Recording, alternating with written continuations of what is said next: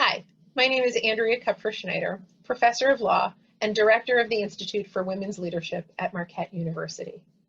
In honor of the 100th anniversary of the 19th Amendment, and in recognition of how important women are in this current election, we are delighted to bring you our virtual conference on women's suffrage and innovation. How is innovation linked with voting?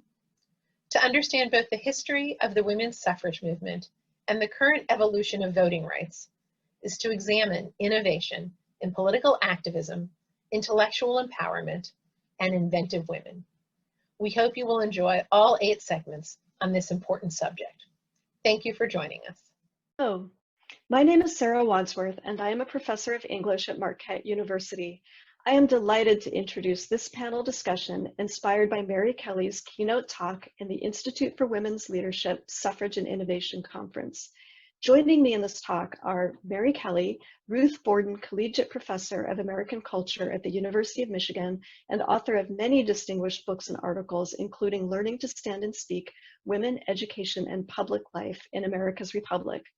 Lisa Tetrault, Associate Professor of History at Carnegie Mellon University and author of The Myth of Seneca Falls, Memory and the Women's Suffrage Movement, 1848 to 1898, which won the Organization of American Historians' inaugural Mary Jurek Nicholas Women's History Book Prize. And my colleague, co-moderator, and fellow specialist in gender in the 19th century, Kristen Foster, Associate Professor of History at Marquette University. We would like to dedicate this conversation to the memory of Jean Boydston. Jean's life and work marked our lives in many ways as a dear friend, a devoted mentor, and a formidable scholar of women's and gender history. We hope you enjoy the discussion. Welcome, everyone. In the spirit of Margaret Fuller's 19th century salon conversations, I want to welcome you to our conversation today on women and the foundations of civic engagement. Our conversation today includes special guests, keynote speaker Mary Kelley, Professor of History and Women's Studies at University of Michigan, and Lisa Tetrault, Associate Professor of History at Carnegie Mellon University. Also includes my colleague, Sarah Wadsworth, Professor of English, sorry, Sarah, here at Marquette, and myself, Kristen Foster, Associate Professor of History, also at Marquette. Our conversation today will work from Professor Kelley's keynote address about the importance of female education as a foundation for both civic engagement in early America and in the suffrage movement itself, and move on to reform, scholarship, and activism. So we'll start with education. Mary, thank you for a keynote address that so clearly makes the connection between female education and civic engagement, particularly as it moves towards suffrage in early American life.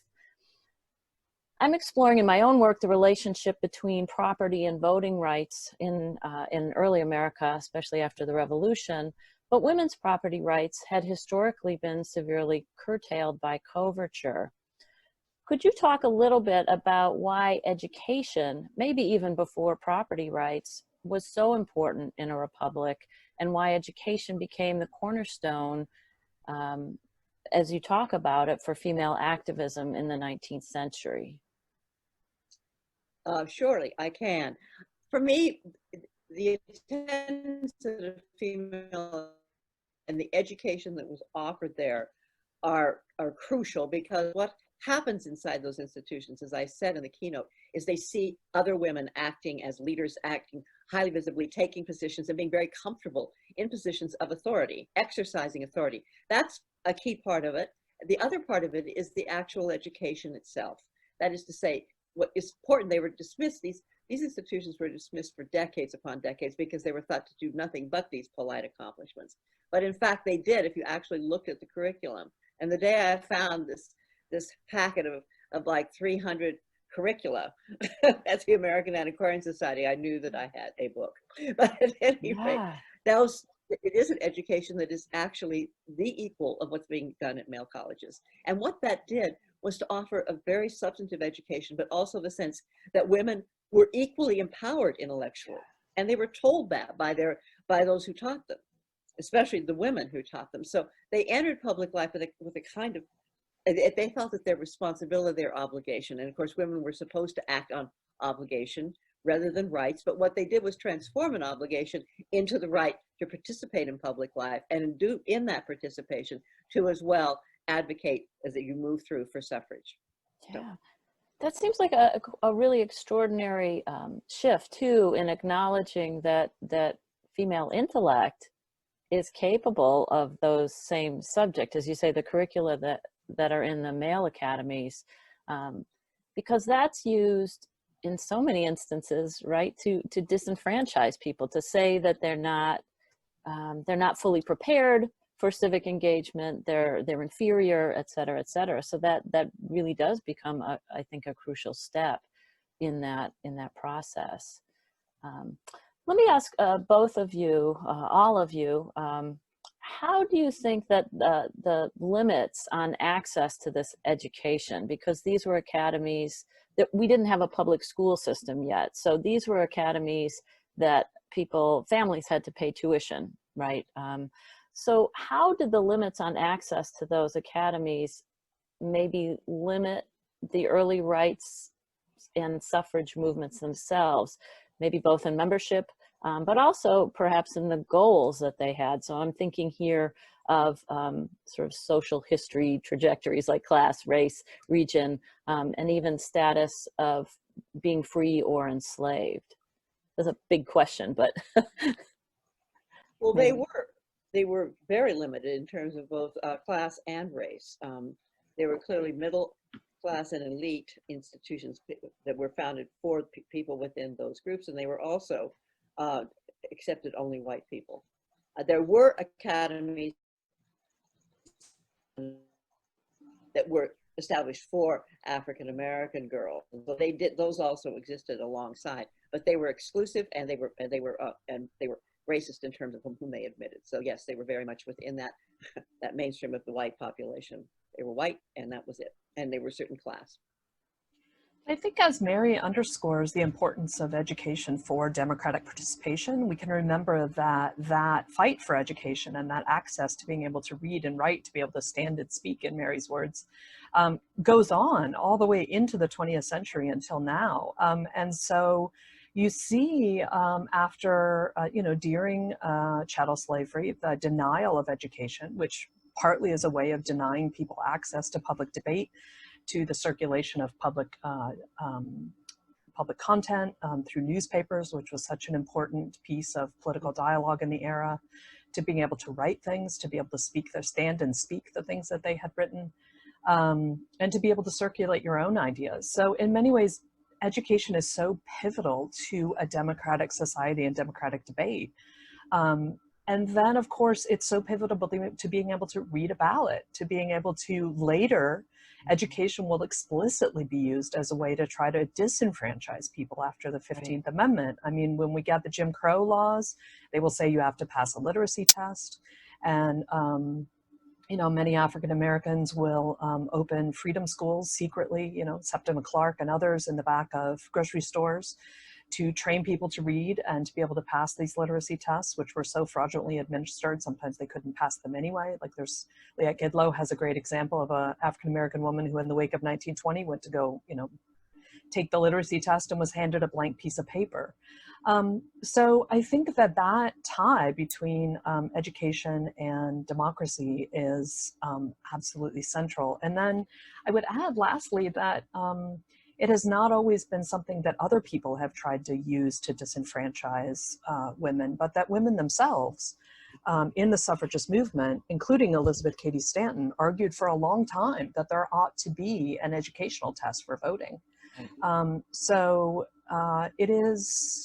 It is a vexed and complicated, it has a long and vexed, complicated relationship to the history of democratic participation. I mean, your mention of Cady Stanton there is so interesting, because it sort of reveals both the sort of the way that education is empowering for women, but it also is a way to keep people out, right? Mm-hmm. So it has that, as you say, it's very complicated. It's not just this clear path to citizenship and voting, but it can be wielded as a weapon to keep people out as well. I think I'm not entirely sure how this is related, except that if you think about education, reading and writing in slavery as well, that became seen as a very radical, dangerous act, right? So if enslaved people learn to read and write, then that would undermine the very justifications for this system of chattel slavery. So education is certainly pivotal for that process. And education, it's not, aside from access to female academies, I wonder if you could both address other forms of education, and especially how women who didn't have access and girls who didn't have access went about educating themselves, and how that looked different from the self-culture movement.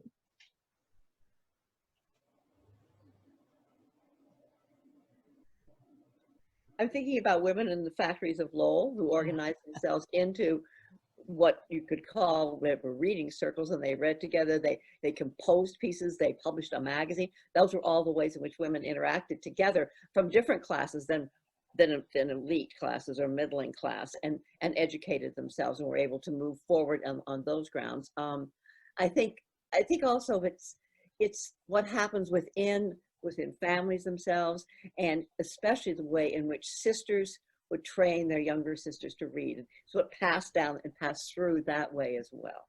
And I think, yeah. And I think when you're fighting for education in a system that denies it to you, right, then I think you have a much more visceral sense of the politicization of education and the defiant ways in which educating yourself can be a fight against the status quo. And I think of, people in slave cabins stealing away and teaching each other to read and write, or these freedom schools or other things, and just the ways in which education has been a deeply political tool in the United States. I think of Indian reform, Indian schools in the 1880s and after, taking Native children and trying to use education to defeat and destroy their culture. So, it cuts all kinds of different ways. I also think what's fascinating about the issue of learning to read and write is once you are seen as you should not have this right, you should not be able to exercise this right, that made individuals understand how important the right itself was, and that it was absolutely crucial for them to be able to move freely and openly and with power within their society. So it was the denial, in a sense, that created the acknowledgement and the drive to go through and say, yes, I will have this education, and I will find it in all different ways if I have to. And you do see people doing that, women doing that all the time. And you also see enslaved women doing it all the time too. Yeah, and one of formerly enslaved and freed Black women's central missions after the American Civil War was to create freed people's schools and to engage in education. So it has always been a central piece of freedom definitions.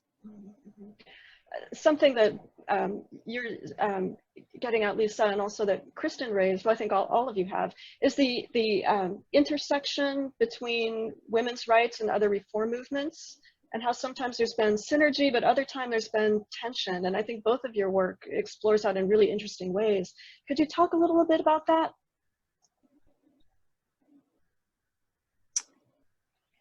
Yeah, I mean, I don't know if Mary wants to take this up first, but one of the things that I feel still needs to be done is this untangling of the concept women's rights. I think it is so much more complex and so much more vast than we contain it every time we use the phrase the women's rights movement or women's rights in the 19th century. To me, it actually permeates all other social reforms. To me, women's rights and social reform are often overlapping in ways that I think we have yet to tease out how gender operated in lots of other reform movements, including the one that wasn't explicitly called women's rights. And I think of the ways in which the suffrage movement itself tried to contain that story and then make women's rights all about voting, when in fact many people argued it was about bodily sovereignty. It was about, I think of Martha Jones's work in pre-sure licenses in the 1820s and Black women, so to me, we have so much work to do in terms of taking away the box that I think is artificially created called women's rights. And to me, all those other reform movements are fair game in terms of that kind of analysis. And I also think that the work that Lisa has done is absolutely crucial, because what she shows is that very clearly that people, Stanton and Anthony, made this, that large, 4 volumes, History of Women's Suffrage, made that their movement, and set aside the people who actually made the greatest contributions to this movement. And so the notion that the myth of Seneca falls, the title of the book, it is that throughout this country, women were engaged in women's rights. Women were engaged in suffrage, and they were the ones who carried that movement through to its eventual success. And so that's another piece for me in terms of simply suffrage itself that has to be completely unpacked, redone, and retaught. Can I say Mary was my editor, so she has a certain boosterism around this book. So thank you, Mary. May I My good fortune. May I ask why do you both think that the suffrage movement sort of came out on top? Because I completely agree that thinking about women's rights is so much broader and more complex than suffrage. So why is it? Because Stanton and Anthony in creating this myth of Seneca Falls sort of put suffrage on the forefront, the main right, or is there something in being part of a republic that put that up as the single most important standard that they had to have first? I think it's a whole variety of things. As with many historical events, they're not really monocausal, right? So one of them is, yes, that Stanton and Anthony worked very, very hard to write a narrative that elevates the vote as the premier demand. And I think later, in the 20th century, when women's history is getting created and white women are casting about for narratives, that one's readily adoptable. And so it starts to become that story. But I think there are other reasons as well. And that is that, we also have a long history of white supremacy in this country. And that story fits neatly with a story of progress without underscoring all the ways in which, women's rights was inside civil rights as well. And so it also helps whitewash a national narrative, and it serves, I think, our national preoccupation with keeping white, U.S. history progressive, but still unchallenged on questions of race. And I think it also, at the time, was elevated, partly because I think it's what white women did, as the women's rights movement. And so I think there's not only inside responsibility for that narrowing, but also external responsibility for that narrowing, both in the 19th century and in the 20th century, I think. And if you want to talk about movements that garnered the most support of women throughout the country, and still basically white, it's actually the temperance movement, not the suffrage movement. Mm-hmm. And the fact that Willard supported suffrage made all the difference in terms of the achievement of suffrage. And yep. She just barely ever mentioned in this regard, and the enormously important role that she played. And that all these women in all these localities, it's what Lisa talks about. It's the local and state character of all these movements that gives them their power and makes the difference in terms of them having an impact. It's not this leadership that's narrowly defined and says to us, this is what we accomplished. That's simply not historically what happened. I think Sarah and I are both smiling because you mentioned Frances Willard, and I was dying. We were trying to figure out how to sneak my obsession with Frances Willard into this conversation. You have a nice segue now. So Mary, you did me right. I work also in the early republic, so my expertise is not with Frances Willard, but she's always fascinated me, and she seems to be probably one of our most clever, like you're saying, Mary, clever and innovative suffrage organizers. She manages to convince all of these disparate women, some very traditional, some very liberal, to protect to support this home protection ballot. And so she gets temperance and all these women on board with this radical idea of suffrage. And so you've kind of answered my question, Mary, but I was watching Sarah smiling too when you mentioned Frances Willard. Do you think she might be, is she unique? But also, was she kind of a bridge between that first generation then of suffrage women's rights advocates, and then the second, did she kind of move them, I don't know, maybe move them into a stream that was just suffrage, that second generation push for suffrage? I don't know. Lisa? Frances Willard, yes, she absolutely, I mean, I agree with Mary and what Kristen just said. Without her support and without the support of the WCTU, which was the biggest women's organization of the 19th century, suffrage would not have gone through. But I think that this idea that suffrage was so radical, how could they have gotten these conservative women to embrace that, is an unhelpful frame in a variety of ways, because suffrage isn't per se radical. I mean, I think the idea of women voting by the 1880s and the 1890s, there are more and more women voting, certainly by the 1900s. But also what you do with the vote is often what invests it with a radical potential or not, right? And so I think what Frances Willard does is turn the vote into something that is palatable to a different audience, that doesn't seem radical and disruptive of gender norms as they are, which is the way some of the early women's suffrage advocates would have argued for. And what Willard says is, we're not going to undo gender relations with the vote, right? We're going to use it for home protection. We're going to use it to elevate and secure those things that gender norms promise us, but that we're currently being deprived of, like men's protection, you know, freedom from men's violence, a safe home.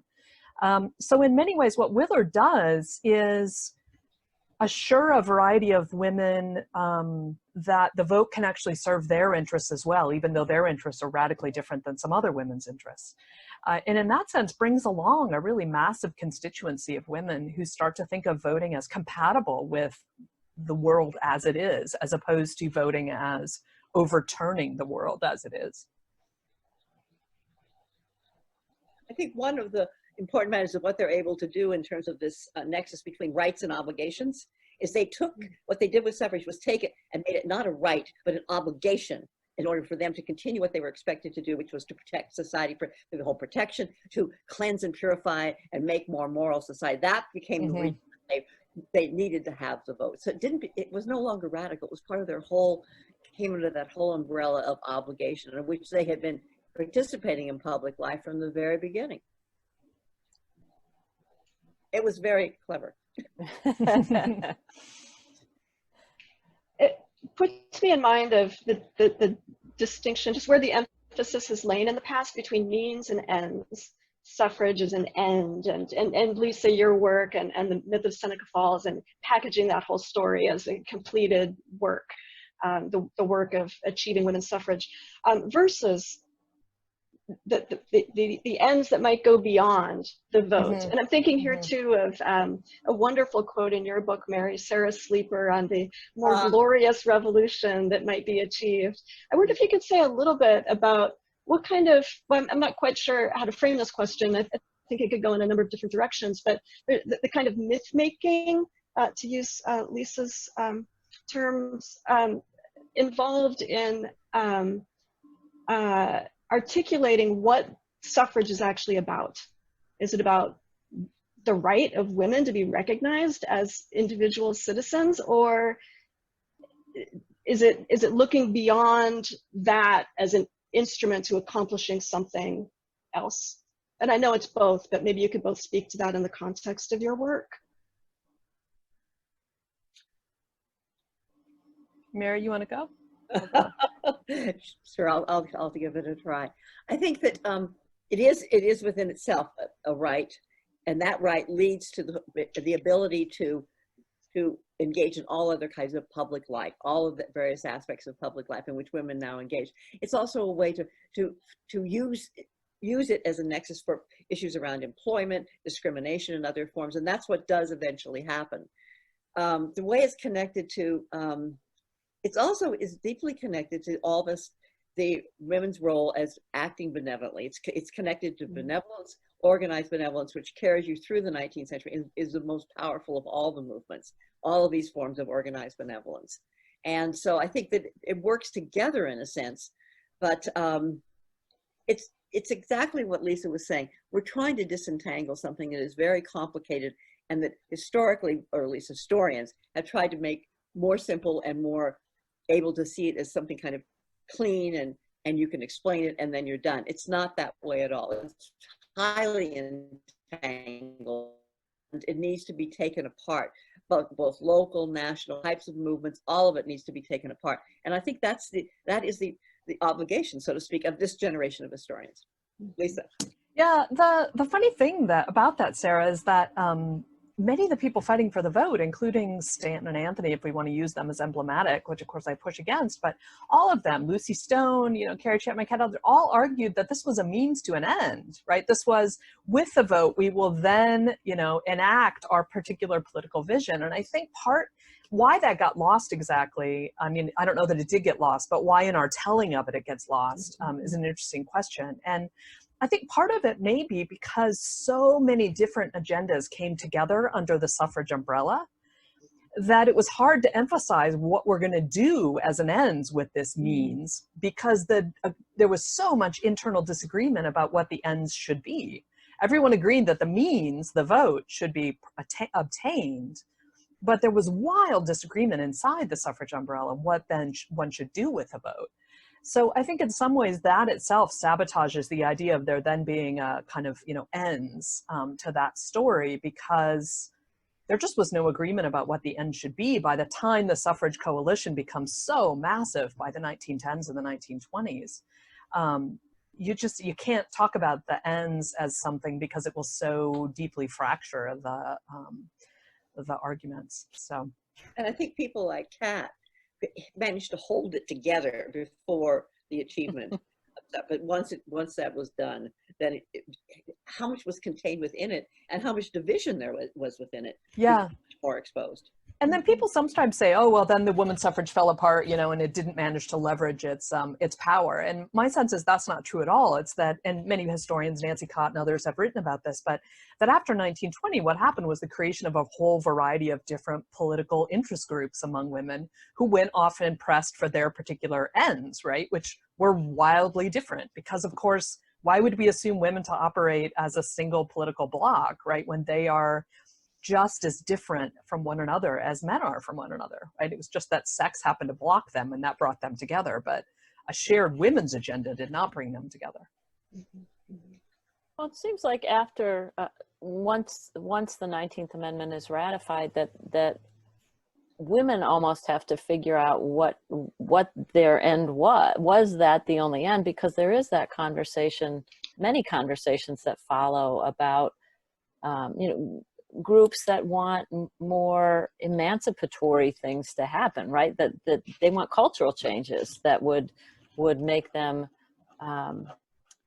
change conversations about marriage and raising children and things like that follow into the women's movement in the 20th century. That I think about restrictions, of course, for example. Yeah, that yeah. is crucial.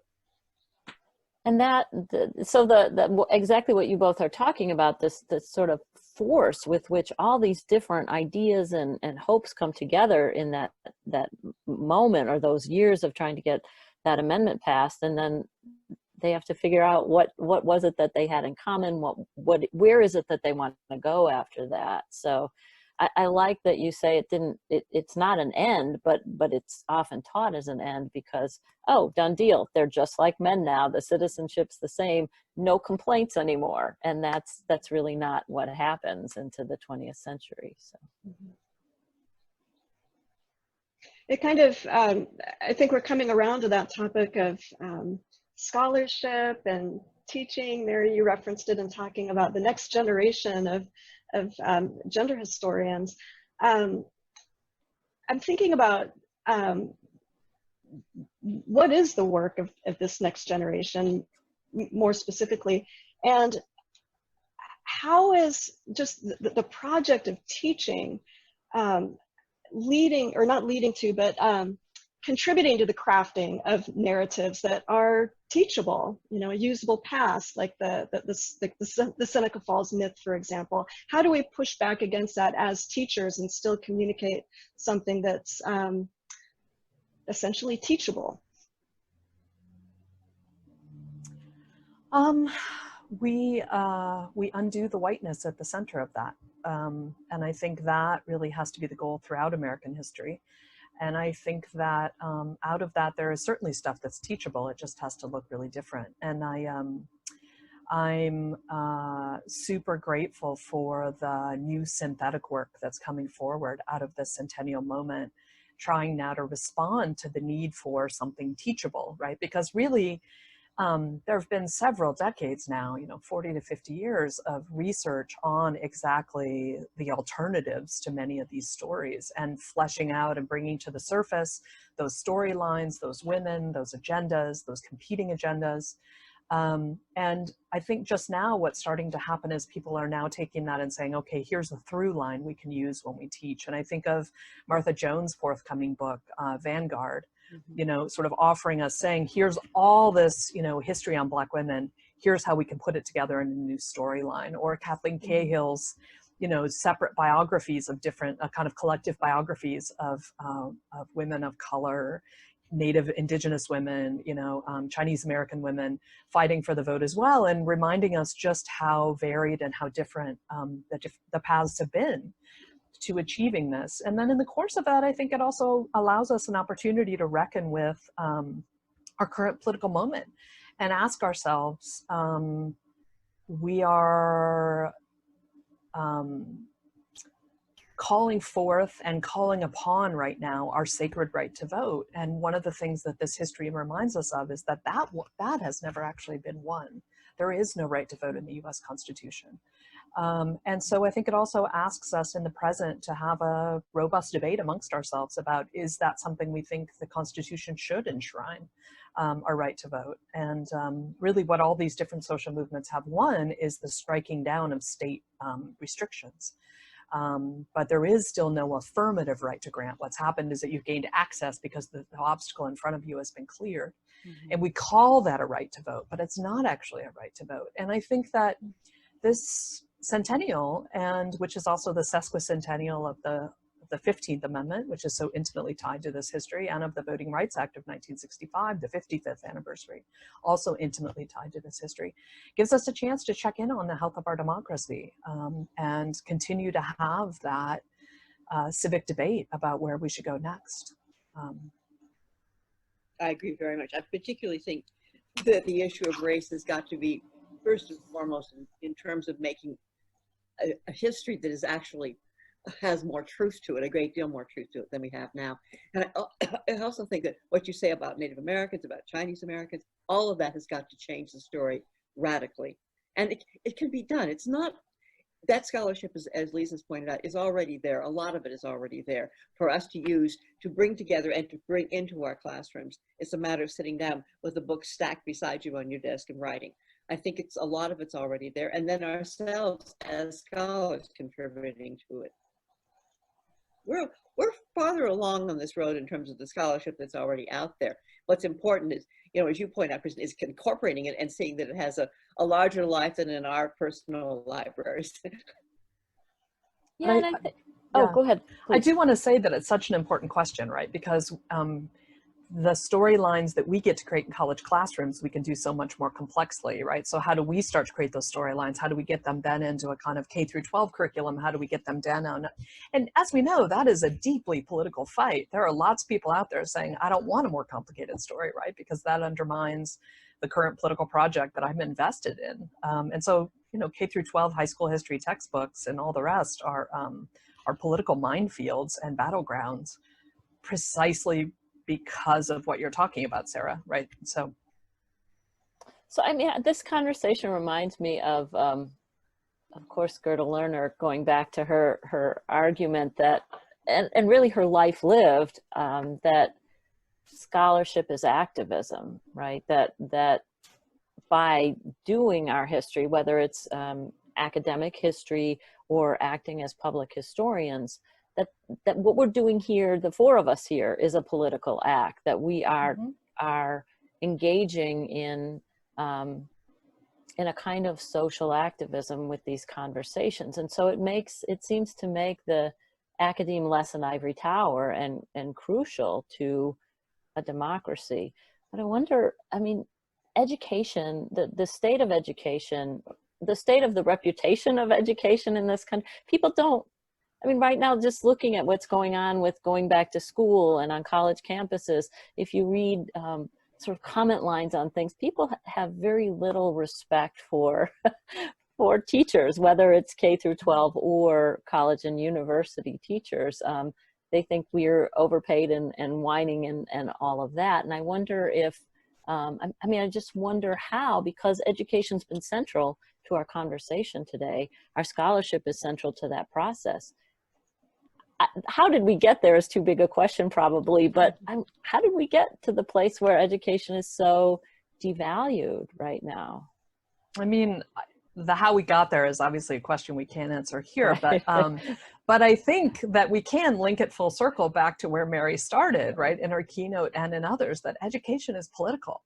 And there are certain agendas that are deeply served by crippling the education system and underpaying teachers and not allowing that complex narrative into the classroom. And so it's not accidental. And the assault on the humanities right now is largely, I think, a kind of backlash to the ways in which that narrative has diversified inside the academy and the ways in which we have been able to teach it in a much more diversified fashion. And the idea is, that's thrown back is, of course, what we're doing is rewriting history and thereby falsifying it. And that's the rub right there, right? Of course we're rewriting history, because what we're saying is all history is political, right? There isn't a true history out there. History is always selective. It always emphasizes certain people and certain facts. It must leave a whole variety of things out.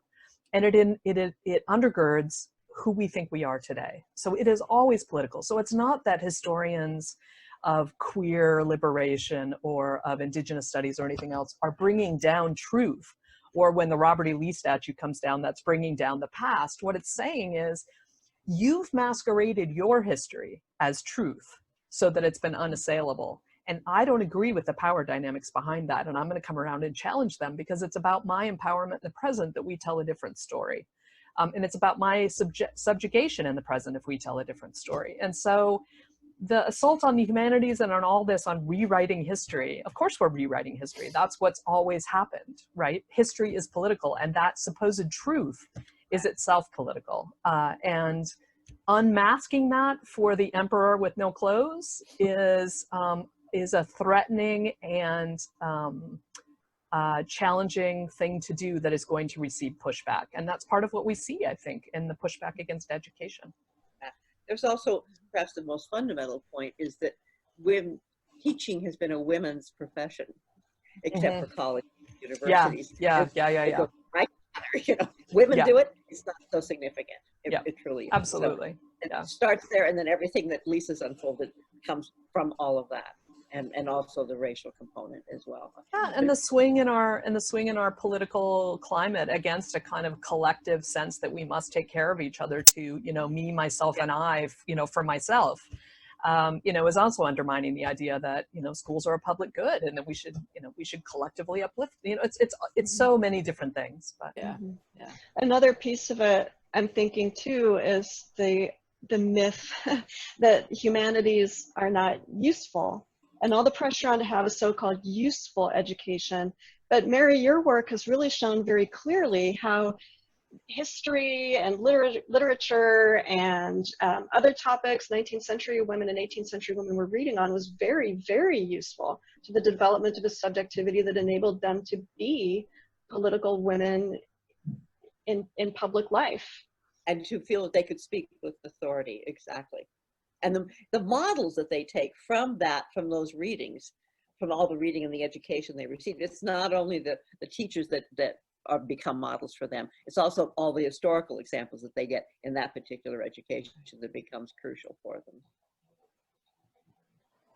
Okay, well, I think we're probably at time. I'm really sorry to have to wrap this up, because this has been really fun and lively. So I want to thank both Mary Kelley and Lisa Tetrault for joining us here today.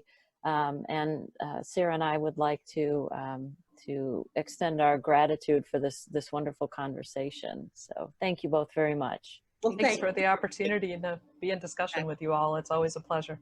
Yes. And like you say, important to our public health. So, well, let me say to our public civic health. Thank you. To our health more generally. Yeah, there's that question too, isn't there? Right. On behalf of the entire Planning Committee, I'd like to thank you for joining us today. Please check out the other segments of our conference on our website. And please do let us know how you utilized the resources provided.